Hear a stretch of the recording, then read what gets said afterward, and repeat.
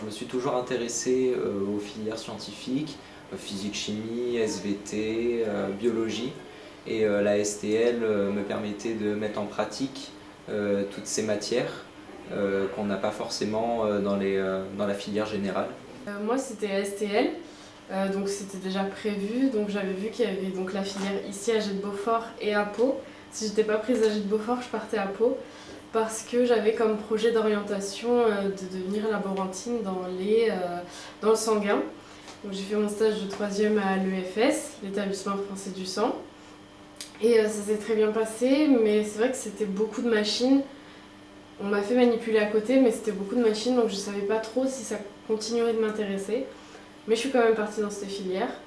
Et quand j'ai fait les portes ouvertes, ça a été une révélation, quoi. Je suis arrivée dans les labos, j'avais les yeux qui brillaient, je voyais les machines de partout. Donc c'était sûr que je voulais être en STL. Et au fil du temps, j'ai fait du coup en seconde sciences de laboratoire et biotechnologie. Donc les deux. Biotechnologie m'a plus plu, donc je suis partie en STL biotechnologie. Et ça se passe hyper bien et j'adore cette filière. J'aime les sciences, donc je voulais aller en général faire des sciences. J'avais peur de ne pas réussir. Et donc j'ai appris que la STL avait une autre manière d'enseigner, avec de la théorie mais énormément rattachée à de la pratique. Et ça m'a beaucoup plu. Et c'est pour ça que maintenant je réussis. Alors moi, j'aurais voulu faire une série générale, mais je me suis rendu compte que j'adorais la SVT, mais c'était un peu pas trop pareil pour les maths. Du coup, en fin d'année, j'ai découvert la section STL justement, et je me suis rendu compte que les labos, c'est ce qui me passionnait et ce que je pouvais préférer.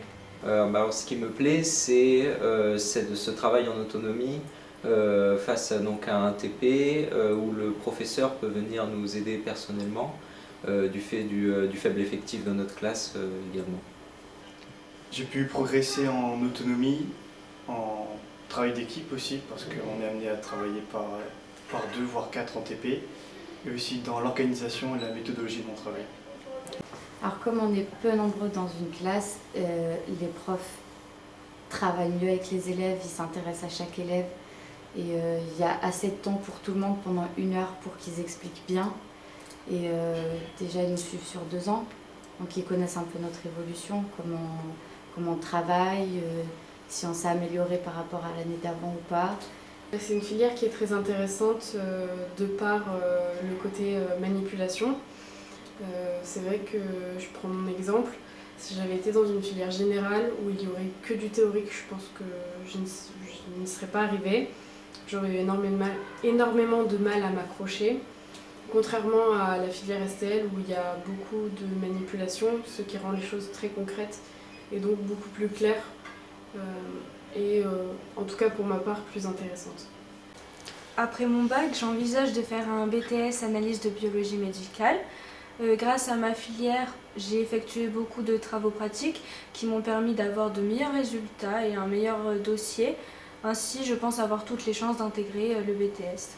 À la suite d'un bac STL, il y a énormément d'orientations qui nous sont possibles, donc classe prépa, BTS, IUT, etc. Donc moi j'ai décidé de partir sur 3 BTS, BTS biotechnologie, BTS analyse et contrôle et BTS analyse médicale, pour ensuite faire une licence sciences de l'éducation, un master sciences de l'éducation, passer mes concours et pourquoi pas devenir professeur de biotechnologie.